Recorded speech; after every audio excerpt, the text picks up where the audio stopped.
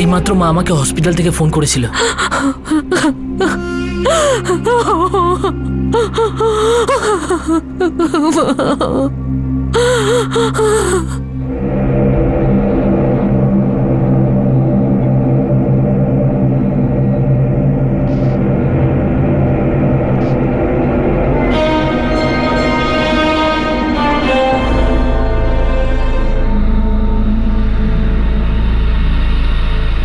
গলাটা ধারালো চাকু দিয়ে কাটা হয়েছে। শ্বাসনালী কাটার ফলে মৃত্যু। স্ট্রাগলের কোনো চিহ্ন নেই বডিতে।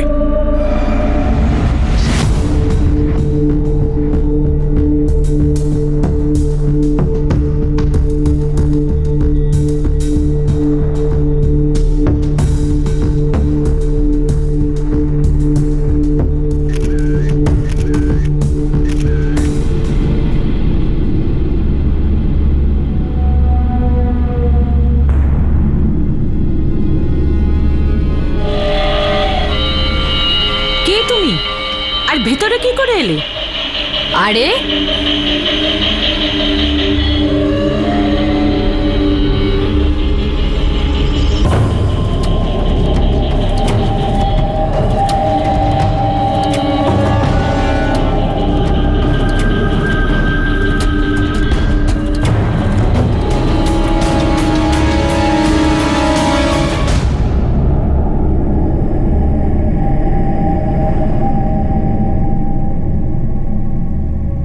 যশ কি খুনিকে দেখেছিল? খুনিকে চিনতে পেরেছিল? খুনি যশের কোনো ক্ষতি না করেই তাকে ছেড়ে দিয়েছিল। সে হয়তো ভেবেছিল যে যশ তাকে দেখেনি। এখন প্রশ্ন একটাই যে যশ কি পুলিশকে খুনির বিষয়ে কিছু বলতে পারবে? হ্যাঁ স্যার, আমি বাড়ির প্রত্যেকটা ঘর, দরজা, লকার ভালো করে চেক করেছি। কোনো জায়গায় কোনো অজ্ঞাত লোকের কোনো ফিঙ্গারপ্রিন্ট নেই। এর মানে দাঁড়ায় যে খুনি নিশ্চয়ই গ্লাভস পরে ঘরের ভেতর ঢুকেছিল। মানে ও নিজের আইডেন্টিটি লুকানোর পুরো প্ল্যানিং করেছিল। এমনকি এন্টার হওয়ার আগে ও সিসিটিভি ক্যামেরার তারও কেটে দিয়েছিল। স্যার, দুটোই ক্যামেরার 13 এপ্রিলের ফুটেজ চেক করলাম। স্যার, ওয়্যার কাটা হয়েছিল, সেই জন্য ভেতরের যে ক্যামেরাটা ছিল তাতে কিছুই রেকর্ড হয়নি। আর বাইরে যে অন্য ক্যামেরাটা ছিল তাতে একটা হেলমেট পরা লোককে দেখা যাচ্ছে। স্যার, এই যে দ্বিতীয় ক্যামেরাটা সিডি লাগাও। স্যার, এন্ট্রান্স ডোরের সামনে আসার আগেই ওয়্যার কাটা হয়ে গেছিল, তাই এই ক্যামেরাতে কিছুই রেকর্ড হয়নি।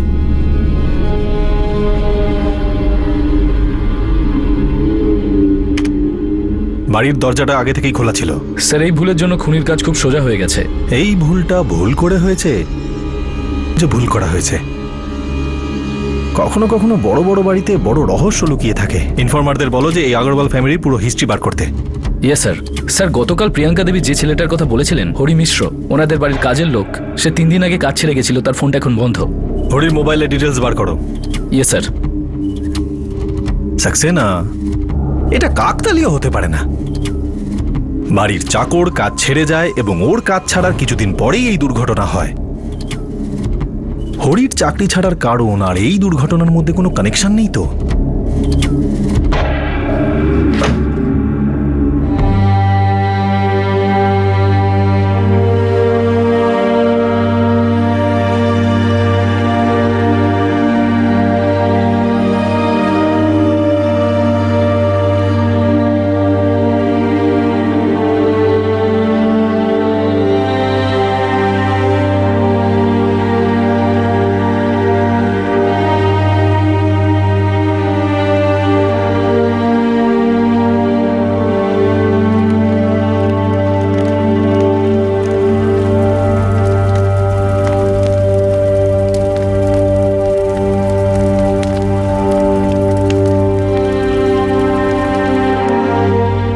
এই ছবিটা কার? উনি আমার হাজবেন্ড কার্তিক।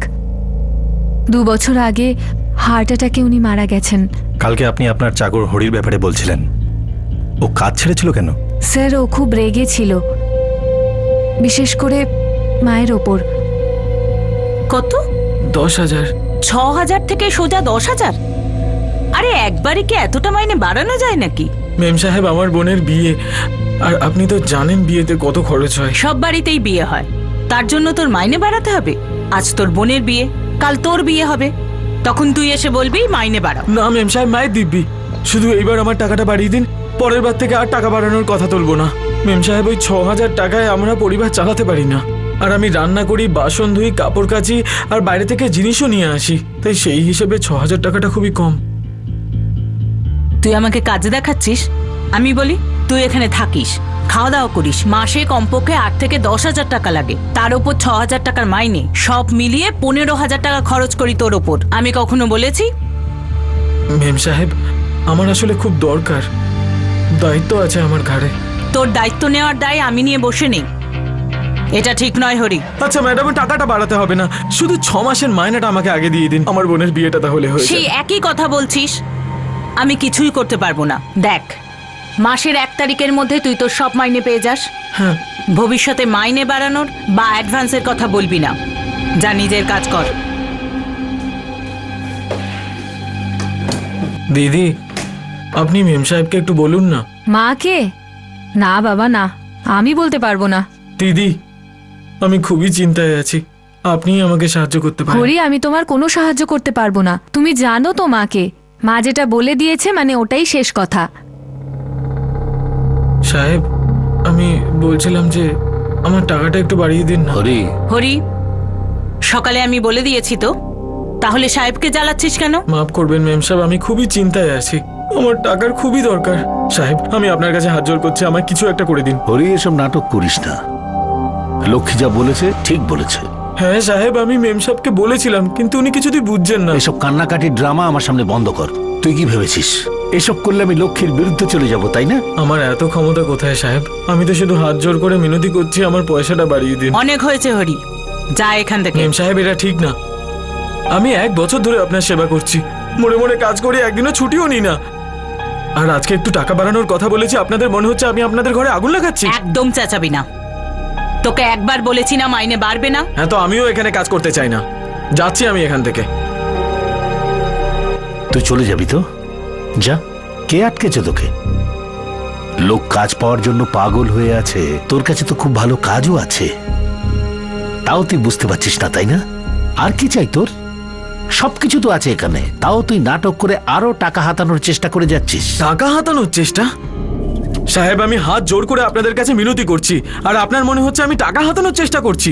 যাচ্ছি আমি এখান থেকে, কিন্তু একটা কথা বলছি, ভুগতে হবে আপনাদের, নিজের কৃপণতার আর অহংকারের অনেক দাম দিতে হবে আপনাদের। যা, বেরিয়ে যা তুই।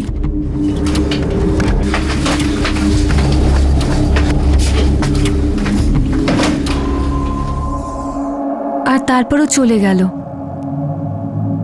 আমরা নতুন ছেলে খুঁজছিলাম, ততদিন অবধি সারা ঘরের কাজ আমিই সামলাচ্ছিলাম। ও যাওয়ার সময় হুমকি দিয়ে গেছিল? হ্যাঁ স্যার, আমি কখনো আগে হরিকে এত রাগ করতে কখনো দেখিনি। এই সময় ওর ফোন সুইচ অফ বলছে।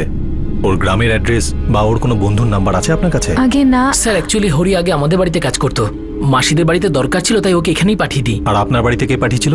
আমি কিছু জিনিস কিনতে মার্কেটে গেছিলাম, হরি হঠাৎ আমার সামনে আসার কাজ চাইতে শুরু করে। কবেকার কথা এটা? প্রায় 1.5 বছর আগে। মেম সাহেব, মেম সাহেব নমস্কার, আপনার ঘরের কাজের জন্য কোনো লোক চাই নাকি? আমি ঘরের সব কাজ করি, কাপড় ধোয়া, খাবার বানানো, ঝাড় দেওয়া, বাসন আছে, সব কিছু। তোমার নাম কি? আমার নাম হরি মিশ্র, আমি ইউপিতে থাকি। মেম সাহেব, আমি খুব সততার সাথে কাজ করব, আপনি চাইলে একবার কাজ করিয়ে দেখে নিন, আপনাকে কোনো অভিযোগের সুযোগ দেব না। আমাদের কাজের লোক বংশী ওই সময় দেশে গেছিল, আমাদের কাজের লোকের প্রয়োজন ছিল। হরি নিজের থেকে আমার সামনে আসে, ওকে দেখে আর কথাবার্তা শুনে মনে হলো ভালো ছেলে, এই জন্যই ওকে কাজে রাখলাম, আর ও কাজ ভালোই করতো। স্যার, অ্যাকচুয়ালি ওই সময় লক্ষ্মী মাসি একটা কাজের লোক খুঁজছিলেন, তাই বংশী যখন গ্রামের থেকে ফিরে আসে আমরা হরিকে এখানে পাঠিয়ে দিই কাজের জন্য। হরির কাজকর্মে বা ওর কোনো আচরণে আপনাদের কোনো অভিযোগ ছিল? একদম না স্যার, ও খুব পরিশ্রমী ছেলে ছিল, আর যতদূর আমার মনে আছে দিদিও ওর কাজ পছন্দ করত। এই জন্যই দিদি যখন বলল যে হরি কাজ ছেড়ে গেছে আর হুমকি দিয়েছে, আমার আজব লাগলো। আমিও ভাবতে পারিনি স্যার যে জল এত দূর গড়াবে। হরি ইউপির কোথায় থাকে? বোধহয় এলাহাবাদে। এলাহাবাদে ওর পরিবার থাকে, ওর বাবা, ওর মা আর ওর বোন, যেই বোনের বিয়ের জন্যই টাকা চাইছিল। প্রিয়াঙ্কা দেবী, যশ এখন কেমন আছে? এখনো খুব ভয় পেয়ে আছে। আমরা কথা বলতে পারি? হ্যালো যশ সোনা, তোমার রুমটা তো খুব ভালো, একটা কথা বলি, যশ খুব ভালো ছেলে, স্ট্রং বয়, তাই না? আচ্ছা শোনা, তোমরা একটা হেল্প চাই আমার। ওই দিনকে যে লোকটা ছিল হেলমেট পরে, তুমি কি ওর মুখটা দেখেছিলে? তুমি কি আগে কখনো দেখেছিলে ওকে? যশ, আঙ্কেল কিছু জিজ্ঞেস করছে না? সোনা, জবাব দাও। আমি বুঝতে পেরে গেছি, আজকে যশ এই ব্যাপারে কথা বলার মুডে নেই। কোনো ব্যাপার না শোনা, যখন তোমার মুড হবে তখন আমরা কথা বলবো। ওই লোকটা তোমাকে বাথরুমে বন্ধ করে দিয়েছিল, খুব ভয়ও দেখিয়েছিল, কিন্তু এখন তোমাকে ভয় পেতে হবে না। এবার আমরা ওকে ভয় দেখাবো, ঠিক আছে? সিন্ধুকের চাবি সবসময় লক্ষ্মীর কাছেই থাকতো। ওই সবকিছু দেখতো, ওরই তো ছিল ওই সব সমস্ত গয়না, সব পাওয়া গেছে, কিন্তু কি লাভ? কিন্তু এটা আমাদের জন্য জানা খুব দরকার। কিছু তো ধারণা হবে আপনার, লকারে কত ক্যাশ ছিল, কত গয়না ছিল। প্রায় 10-15 লাখের গয়না ছিল, আর এই 5 লাখের মতো ক্যাশ ছিল। স্যার, হরি যে সিম কার্ডটা কিনেছিলেন সেখানে অ্যাড্রেস লক্ষ্মীদেবীর বাড়িরই দেওয়া। আমরা প্রিয়াঙ্কার সঙ্গেও কথা বলেছি। ওনার বক্তব্য হলো ওই ফোনটা নাকি হরিকে উনিই কিনে দিয়েছিলেন, আর যেদিন ও কাজ ছেড়ে যায় ওই ফোনটা নিজের সাথে নিয়ে যায়। হরির কল রেকর্ড থেকে কিছু জানা গেল? স্যার, গত 1 মাসের ফোন রেকর্ডে হরি সবচেয়ে বেশি কথা নিজের বাবা এলাহাবাদে থাকা ওম প্রকাশ মিশ্রের সঙ্গেই বলেছে। হরি নিজের বোনের বিয়ে নিয়ে খুব টেনশনে ছিল, হতে পারে ও টাকা নিয়ে সেখানেই পালিয়ে গেছে। হরির বাবাকে ফোন করো না, হঠাৎ করে গিয়ে পৌঁছাও, হতে পারে হরি ওখানেই আছে। স্যার, জুয়েলারিও চুরি হয়েছে, আর হরির টাকার প্রয়োজন ছিল। যদি হরি গ্রামে না যায় আর এখানেই থাকে তাহলে জুয়েলারিগুলো বেচার চেষ্টা নিশ্চয়ই করবে। আমাদের ইনফরমারদের বলো যে জুয়েলার্স লুটের মালে ডিল করে, তাদের উপর নজর রাখতে। Yes sir. আমার মনে হয় যশ খুনিকে খুব ভালোভাবেই চেনে, সেই জন্য ও এত ভয় পেয়ে গেছে, কিচ্ছু বলতে পারছে না। এই কেসটা যত সিম্পল মনে হচ্ছে ততটা কিন্তু নয়। যদি হরি এতে ইনভলভ থাকে তাহলে কিন্তু ও একলা নয়, আরো কেউ আছে যে ওকে সঙ্গ দিয়েছে।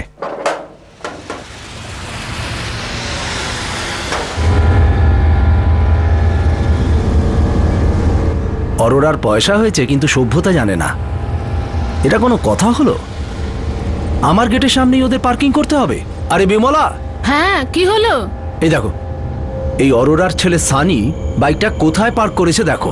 এদের আমি কতবার বলেছি তোর আর তোর বন্ধুদের বাইক নিজেদের গেটের সামনে রাখ। কেন তুমি অফিসে যাওয়ার সময় মাথা গরম করছো? শান্তি মতো যাও না। কিন্তু লক্ষণ এলে ওকে বলে দিও বাইক যেন সরিয়ে নেয়। ঠিক আছে, আমি বলে দেবো, তুমি চিন্তা করো না।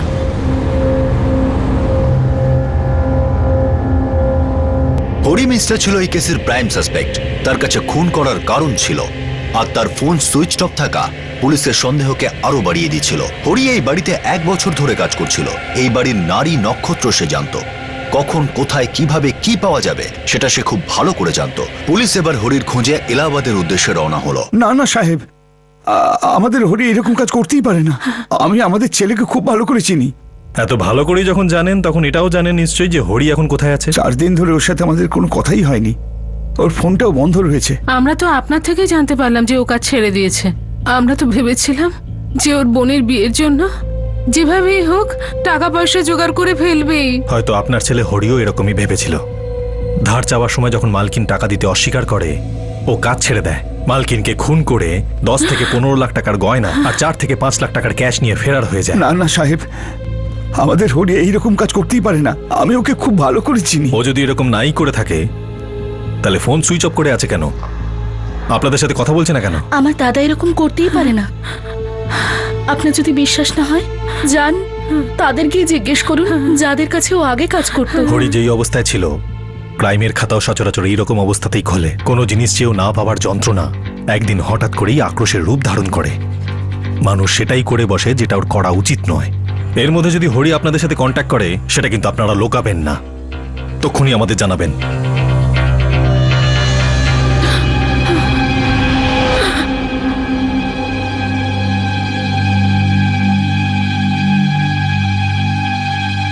হরিকে আমাদের টাকা দিয়ে দেওয়া উচিত ছিল, তাহলে হয়তো এরকম হতো না। আমাদের আজকের আচরণের উপর কাল কি হবে আমরা কেউ বলতে পারি না।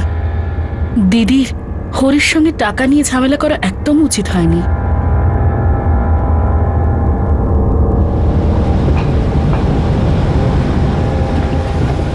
আরে বিমলা, তুমি লক্ষণকে বাইকটা সরাতে বলনি? আমার মাথা থেকেই বেরিয়ে গেছে। আর তুমি প্রতিদিন একই কথা বলে কেন তোমার প্রেশার বাড়াও? গেট তো খুলে যাচ্ছে আমাদের। একদিন না দুটো টায়ারের হাওয়া বের করে সব পার্টস আলাদা করে জঞ্জালের বাজারে গিয়ে বিক্রি করে দিয়ে আসবো, তখন বুঝবে এরা।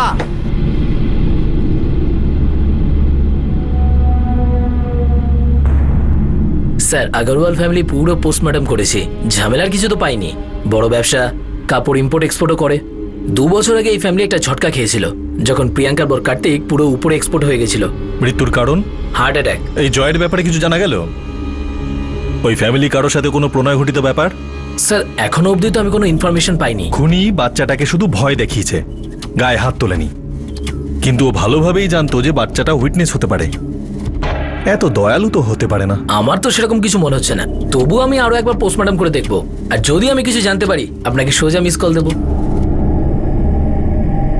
যশ সোনা,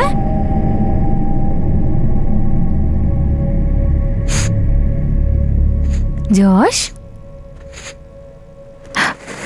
সোনা, মা আজকে তোমার ফেভারিট ক্ষীর বানিয়েছে, খাবে না?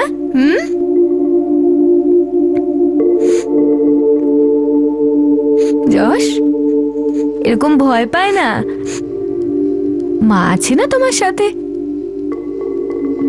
আমি বুঝেছি যশ, তুই এখন খুব ছোট, আর তোর জন্য এসব কতটা ভয়ের।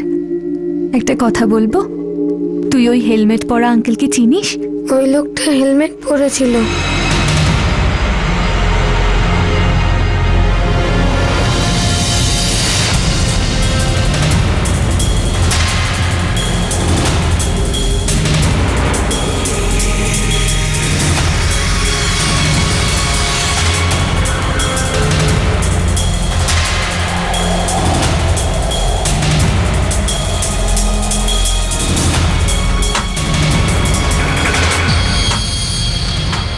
বসে গেলে আওয়াজ বার করবি না, কেটে তখন হলে, বুঝতে পেরেছিস?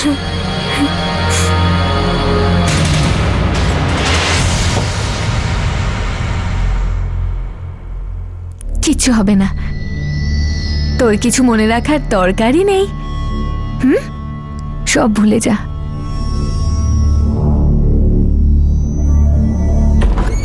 স্যার, হরির ফোনের ডিটেল পেয়ে গেছে স্যার। 13 এপ্রিল মানে খুন হওয়ার দিন ওর ফোন শান্তিগঞ্জের কাছাকাছি ছিল, আর ওর ফোন ওই এরিয়াতেই সুইচ অফ হয়েছিল। প্রত্যেকটা সূত্রই হরিকে এই কেসের সাথে মজবুত করে জড়াচ্ছে। আমি হরির পুরনো মালিকদের সাথে কথা বলেছি, সবাই বেশ প্রশংসা করলো। একসময় তো আমার মনে হয়েছে হরি সময়ের শিকার হয়েছে, ও কারো শিকার করেনি। কিন্তু মার্ডারের দিন হরির ফোনের লোকেশন সেই এরিয়ায় হওয়া, এর অন্য কোনো কারণ হতেই পারে না। Right sir. স্যার, হরির ফোন রেকর্ডসে আর একটা নাম্বার আছে, পঙ্কজ শর্মার। হরি ওই এলাকা ছাড়ার পর ওর ফোন আবার অন হয়েছিল। স্যার, আর একটা কথা, এই পঙ্কজের ফোন লোকেশনও একদম সেম, প্রতীক মার্কেট, আর পঙ্কজ ওই এরিয়াতেই থাকে।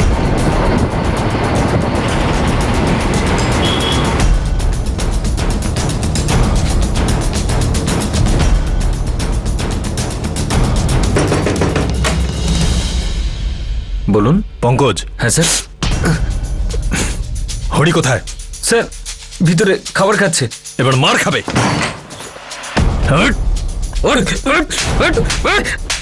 কি হয়েছে স্যার? কি করেছি আমি? মালকিনকে খুন করে তার বাড়িতে চুরি করে এখন জিজ্ঞেস করছিস কি করেছি আমি? চল পুলিশ স্টেশনে সব কথা বলবি। চল। আমি সত্যি বলছি, আমি কিছু করিনি। ওকেও নিয়ে চলো। আমি কিচ্ছু করিনি। স্যার। স্যার, আমি পেপার পড়ি না, তাই আমি সত্যিই জানি না মেম সাহেবের খুন হয়েছে। এই তোর এই ভালো মানুষের অ্যাক্টিং আমার সামনে করবি না, না হলে তোকে কোথায় পাঠাবো কেউ জানতে পারবে না। চল বল, গয়নার টাকা কোথায় লুকিয়েছিস তুই? বল বল। স্যার, আমি কোনো টাকা পয়সা লোকাইনি। 13 এপ্রিল 2015, শান্তিগঞ্জ সাউথ, আগরওয়াল ফ্যামিলির বাড়ির পাশে। আর তারপরে তোর ফোন তুই সুইচ অফ করে দিস।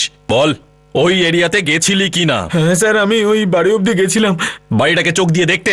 না স্যার, আমি ক্ষমা চাইতে গেছিলাম। তখন আমি রাগের মাথায় চাকরি ছেড়ে দিয়েছিলাম, আর পরে আমার মনে পড়লো আমার বোনের বিয়ে আছে, ওখানে টাকা না থাকলে বিয়ে কি করে হবে। আর ভেতরে ঢুকে তোর উদ্দেশ্য বদলে যায়। তুই ভাবলি যে জিনিসটা চেয়ে পাওয়া যাচ্ছে না সেটাকে কেড়ে নি। সবার আগে তুই সিসিটিভি ক্যামেরার ওয়্যার কেটেছিস, আর তারপর তোর মালকিনের গলা। না স্যার, এসব মিথ্যে কথা, আমি এরকম কিচ্ছু করিনি। আমি তো কেবিলের তার কাটতে পারি না স্যার। আমি মেম সাহেবের উপর রেগেছিলাম, আর আপনাকে অনেক বাজে কথা বলেছিলাম। কিন্তু মারার কথা আমি ভাবতেও পারি না। শোনো, হ্যাঁ স্যার। মুখের কথা আর মানুষ নয় এ। হ্যাঁ। ওর ছাল ছাড়িয়ে কথা বার করো। আচ্ছা স্যার। না স্যার, না স্যার, না স্যার, না, না স্যার, আমি এরকম কিচ্ছু করিনি। হরি আমায় বলেছিল যে ওর মালকিনের সঙ্গে ওর কথা কাটাকাটি হয়েছিল, আর স্যার ও সোজা কাজ ছেড়ে আমার কাছে চলে আসে। এখানে গরিবদের সর্বস্ব শেষ হয়ে যাবে, কিন্তু ধনীদের কোনো কিছু শেষ হবে না। ব্যাস ভাই, শান্ত হয়ে যা, খাবার খা আর ঘুমিয়ে পড়। কি করে ঘুমাবো ভাই? পঙ্কজ, তুই জানিস না এদের কাছে কত টাকা আছে। শুধু আমাকে দিতে চায় না, নিজেরা যা ইচ্ছা তাই খরচ করে, আর শুধু আমাকে দেওয়ার সময় এদের আত্মা চায় না। 4,000 টাকা কোনো বেশি টাকা না এদের কাছে। একদিনে তো হোটেলে খেয়েই এই টাকা শেষ করে দেয় ওরা, কিন্তু আমাকে দিল না। আমি কি ওদের টাকা নিয়ে পালিয়ে যেতাম নাকি? সিন্ধুকে পয়সা ভর্তি আর হৃদয় একদম খালি। এটা নিয়ে আমরা কাল সকালে বসে কথা বলবো, ঠিক আছে? এবার চুপচাপ খাবারটা খাও আর ঘুমিয়ে পড়ো। মানে হরি প্রথমেই ভেবে নিয়েছিল ওনাদের সিন্ধুকে হাত ঢুকিয়ে ফাঁকা করার, তারপর ওনাকে খুন করে বদলা নেওয়া, তাই তো? না স্যার, সেরকম নয়। হরিকে আমি ছোটবেলা থেকে চিনি, আমরা দুজন দিল্লিও একসাথে আসি। হতে পারে স্যার আমাদের অবস্থা ভালো নয়, কিন্তু তার মানে এই নয় যে আমরা কাউকে খুন করে কারোর বাড়িতে চুরি করে নিজেদের অবস্থা ঠিক করব। তোর বন্ধু যদি এতই ভালো হবে তাহলে তোর বাড়িতে 4 দিন ধরে কি করছিল? ওর ফোনটা কেন বন্ধ ছিল? আর খুনের দিনই ও ওখানেই কেন গেল? হরি পরের দিন থেকে আরেকটা কাজ খোঁজা শুরু করে দিয়েছিল, কিন্তু 2-3 দিন ঘোরার পরেও কোনো কাজ পায়নি। ও নিজেকেই দোষ দেওয়া শুরু করে। ওর মনে হচ্ছিল যেন ভুল করেছে কাজ ছেড়ে, আর ও নিজের পুরনো মালকিনের কাছে ক্ষমা চেয়ে আবার কাজ করবে ভাবছিল। সেজন্যই ওখানে গেছিল স্যার, আর ওর অবস্থাও খুব খারাপ হয়ে গেছিল স্যার। স্যার, যত পেটানোর ইচ্ছা পিটিয়ে নিন আপনি, কিন্তু সত্যি তো এটাই যে আমি ক্ষমা চাইতে গেছিলাম, কিন্তু দুয়ার থেকেই ফেরত এসেছি কারণ আমার সাহস হয়নি।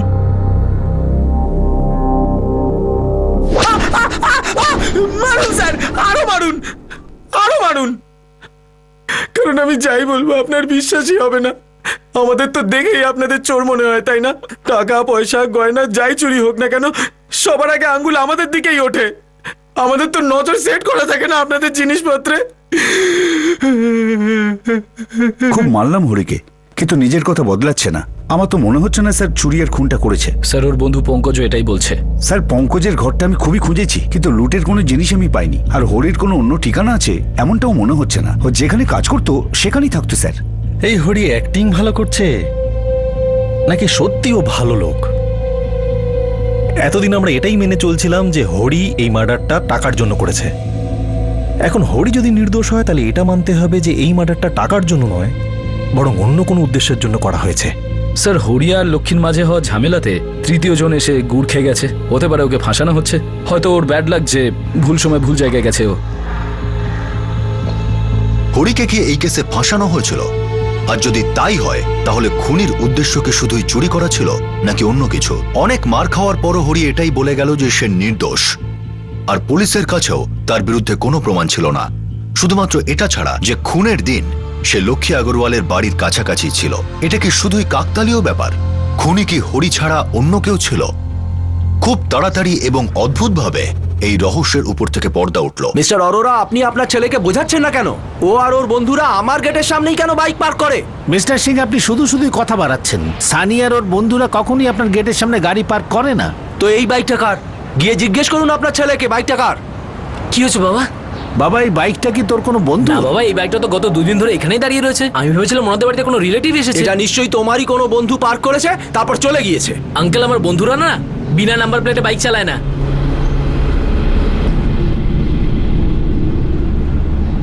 অদ্ভুত তো, নাম্বার প্লেট খোলা হয়েছে, নিশ্চয়ই কোনো খারাপ কাজে ব্যবহার করা হয়েছিল।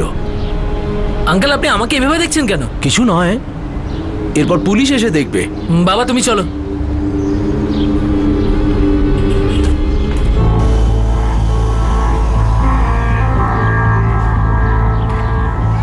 এই যে এই বাইকটা, এই বাইকটা পুলিশ স্টেশনে নিয়ে যাচ্ছি।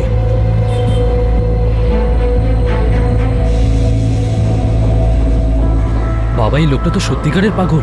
এ তো সত্যি করে পুলিশকে ডেকেছে। এই বাইকটা কতদিন ধরে এখানে আছে? গত 3-4 দিন ধরে। আমি ভেবেছিলাম পাশের বাড়ি অরোরাদের, কিন্তু ওনারা তো বলছেন না। শান্তিকুঞ্জ বাংলোর সামনে একটা বাইক পড়েছিল। লক্ষ্মী আগরওয়ালের বাড়ির খুব সামনেই স্যার। খুনি হেলমেট পরেছিল। আরটিও থেকে খবর নাও এই বাইক কার নামে রেজিস্টার্ড। স্যার আরটিওতে অলরেডি একজন কনস্টেবলকে পাঠানো হয়েছে, এক্ষুনি জানা যাবে। গুড।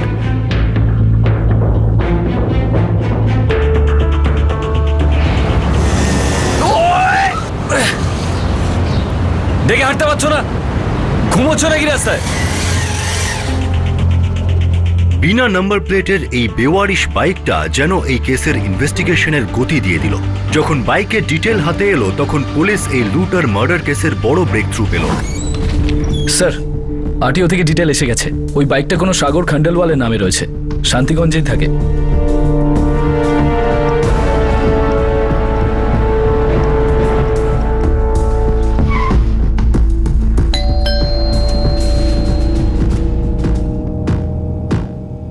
সাগর খান্ডেলওয়াল এখানেই থাকেন? কি দরকার সাগরের সঙ্গে?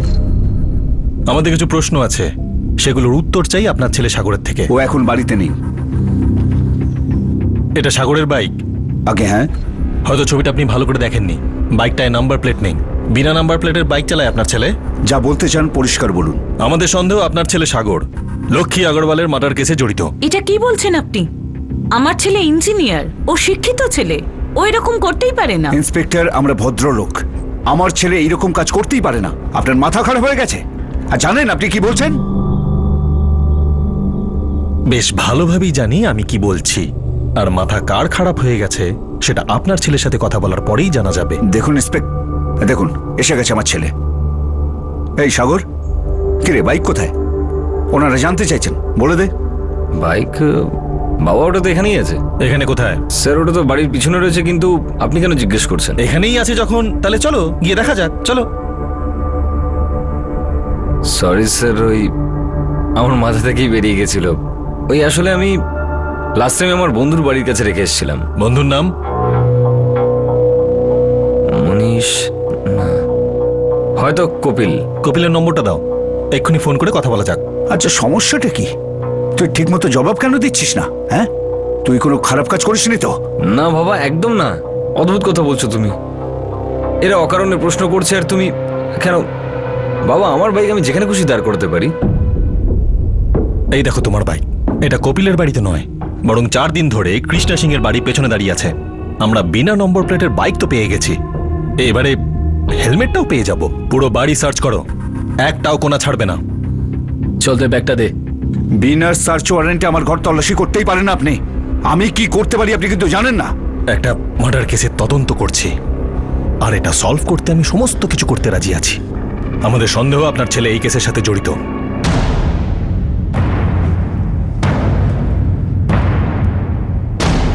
স্যার, এই নাম্বার প্লেটস আর হেলমেটটা পাওয়া গেছে। আমি বুঝতে পারছি এই সময় আপনাদের মনে কি চলছে।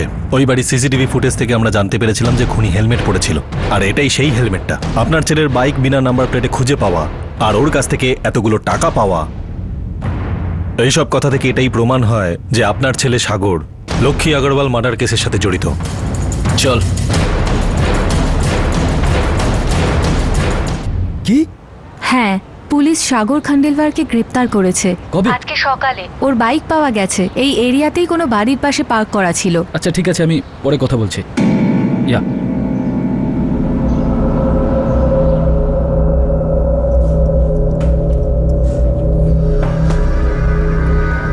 চল বল, যা সত্যি আছে তাড়াতাড়ি বল। এখন মুখ বন্ধ করে কোনো লাভ হবে না। যদি আমাকে তোর মুখ খোলাতে হয়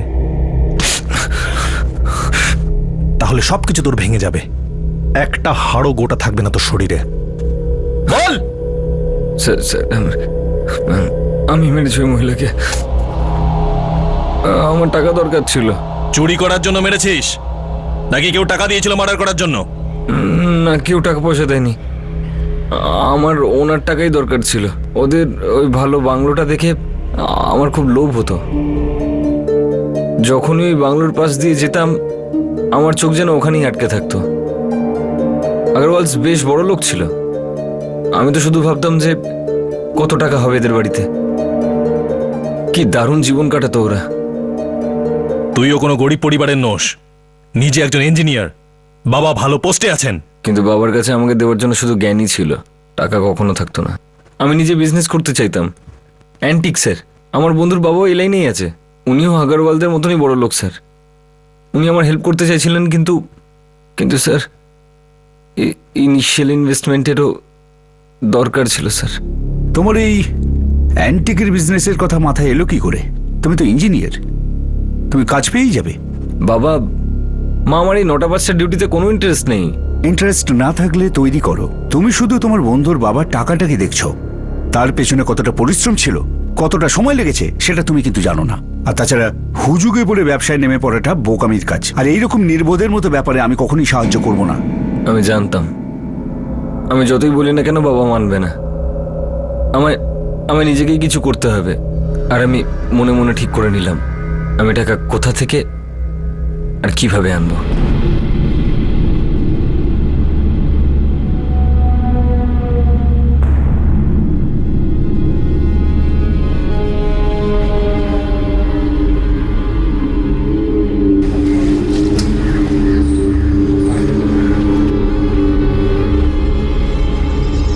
বাড়িটার একটা ম্যাপ আমার মাথার মধ্যে ছেপেছিল।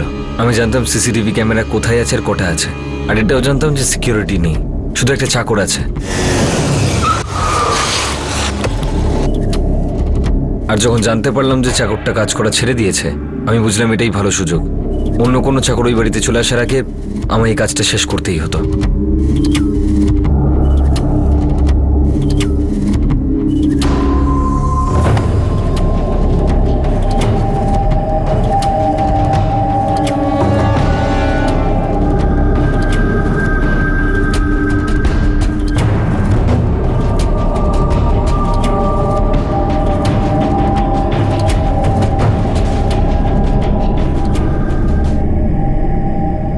তুই আগে কখনো ওই বাড়িতে গেছিলি?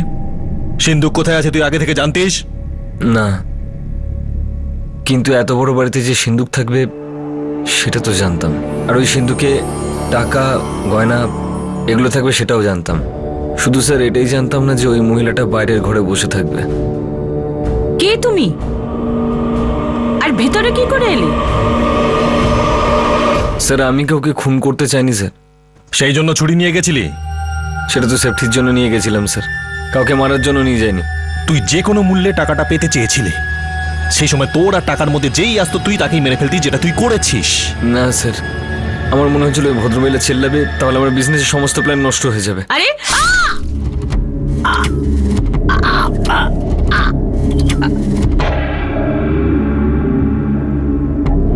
আমি বাচ্চাটার কিচ্ছু করিনি, শুধু ভয় দেখিয়েছিলাম যাতে ও চুপ থাকে।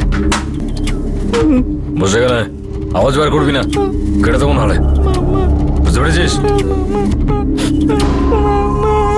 তুই 5 বছরের বাচ্চাটাকে এত ভয় দেখিয়েছিস যে ও এখনো ঘরে আছে, কথাবার্তা কমে গেছে। আমি বাচ্চাটাকে কোনো চোট দিইনি স্যার, আমি চেয়েছিলাম যাতে ও চুপ থাকে আর আমি টাকাটা নিয়ে সহজে পালাতে পারি।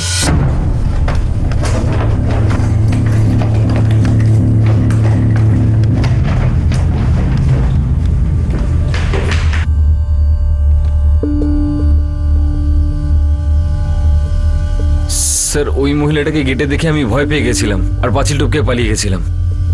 আমি বাইকটাও নিতে চাইনি। আমি জানতাম যখনই লোকজন হেলমেটের কথা জানতে পারবে তখনই ওরা ভাববে যে অ্যাটাক করেছিল সে বাইকে এসেছিল। তুই সত্যি এরকম ভেবেছিলি যে তুই লুটের টাকায় বিজনেস দাঁড় করিয়ে দিবি?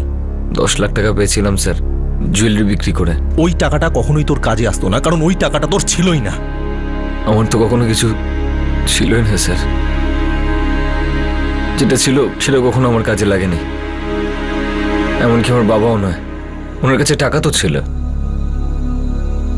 কিন্তু আমার জন্য কিছু ছিল না। নিজের উপর দোষ দেওয়া, অজুহাত দেওয়া বন্ধ কর সাগর। যদি তোর বাবা তোকে সাপোর্ট নাই বা করতেন তাহলে নিজে মেহনত করে বিজনেস দাঁড় করাতে পারতিস, তারপর দেখাতিস ওনাকে একজন সাকসেসফুল বিজনেসম্যান হয়ে। ডাকাতি আর খুনের টাকায় কেউ বিজনেসম্যান তৈরি হতে পারে না, আসামি তৈরি হয়। যেমন কি তুই একজন অপরাধী, একজন হত্যাকারী।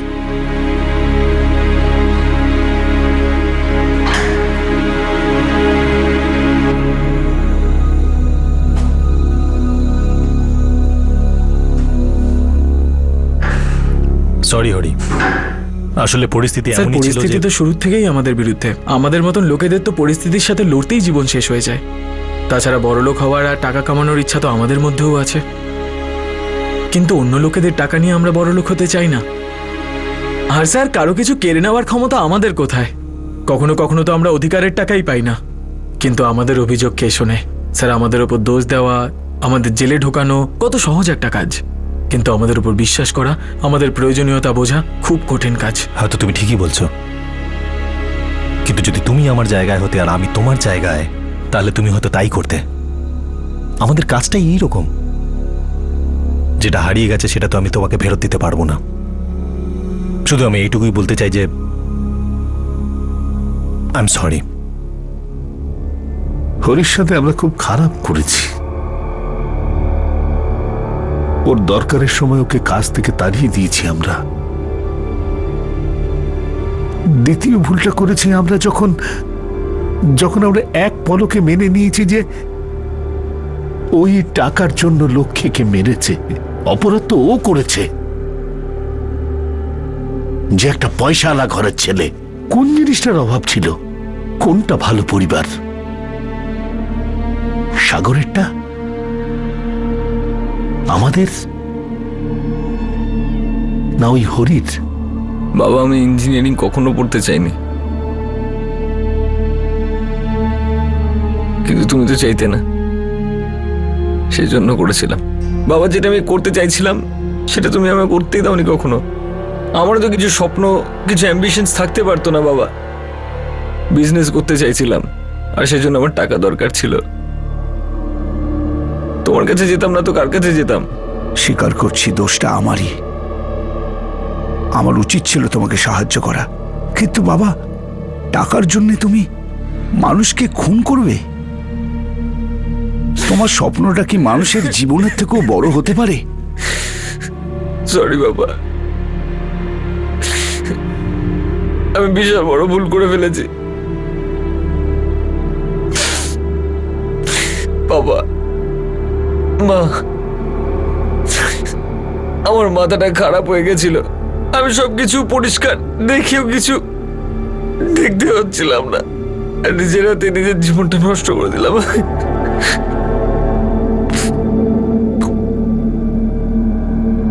সাগরকে আইপিসির 302 ধারা অনুযায়ী খুনের জন্য আর 394 ধারা অনুযায়ী ডাকাতির উদ্দেশ্যে বাড়িতে ঢুকে কাউকে জেনে বুঝে আঘাত করার জন্য গ্রেফতার করা হয়েছে। হরির কাছে তার বেতনের টাকায় নিজের পরিবারের চাহিদা আর বোনের বিয়ের খরচ জোগাড় করা কঠিন হয়ে পড়েছিল। সে বহুবার মিনতি করার পরেও তার বেতন বাড়ানো হয়নি, আর সেই রাগে সে কাজ ছেড়ে দেয়। কিন্তু রাগের মাথায় সে তার মালিককে যে হুমকি দিয়েছিল, সেই হুমকি তাকে এই কেসে প্রাইম সাসপেক্ট বানিয়ে দেয়, অথচ তার সঙ্গে এই অপরাধের কোনো সম্পর্ক ছিল না। ভেবে দেখুন, যদি হরির বেতন বাড়িয়ে দেওয়া হতো তাহলে তার সমস্যা কতটা কমে যেত। তার পরিবার আর নিজের বোনের প্রতি তার দায়িত্বগুলোকে সে কত ভালোভাবে পালন করতে পারত। যদি আরো গভীরে গিয়ে দেখা যায়, তাহলে 13 এপ্রিল সেই সকালে হরি বাড়িতেই থাকতো, বা হয়তো প্রিয়াঙ্কার জায়গায় সে বাজারে যেত, তো সেই সময় প্রিয়াঙ্কাই হয়তো বাড়িতে থাকতো। যদি এরকম কিছুও হতো, তাহলে হয়তো সাগর নিজের উদ্দেশ্যকে বাস্তবায়িত করার সাহসী পেত না। এমনটা হলে কেমন হতো? আপনারা বলবেন এটা কথার কথা, মনকে বুঝ দেওয়ার জন্য। আপনাদের মধ্যে হয়তো কেউ এটাও বলবেন যে যেটা হওয়ার সেটা তো হবেই, কিন্তু বাস্তব আর সম্ভাবনার মধ্যে সেতু যদি নামের একটা শব্দের উপর ঝুলতে থাকে, আর এই যদির মধ্যেই না জানি কত ব্যথা, কত আফসোস বন্দী থাকে। যদি এরকম করা হতো বা যদি এরকম না করা হতো, মানুষ তার প্রতিটা ভুল সিদ্ধান্তেই এই শব্দগুলো বলে থাকে।